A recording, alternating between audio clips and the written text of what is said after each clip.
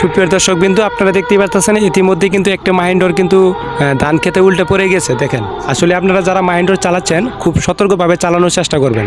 আসলে আমি এই ঘটনাটা এখানে আমি উল্লেখ করতেছি এই জন্যই যে আপনারা যারা মাহিন্ডর ড্রাইভাররা আছেন তারা সতর্ক হয়ে যান। দেখেন, এই যে দেখেন, অনেক গোত্র থেকে কিন্তু গাড়িটা ভুট্টা তুলে নিয়ে আসার পথে কিন্তু কোনো সমস্যা হয় নাই, কিন্তু এই মুসরটা ঘুরতে যায় কিন্তু এই যে দেখেন গাড়িটা উল্টে গেছে, উল্টে যায় একটা ক্ষতিগ্রস্ত হয়। দেখেন এগুলো বেগে গেছে। আসলে এগুলো একটু সাবধানতা অবলম্বন করলেই কিন্তু এই ক্ষতিটা হয় না। দেখেন, একটু সতর্কর কারণেই দেখেন কত বড় একটা রিস্ক হয়ে গেল।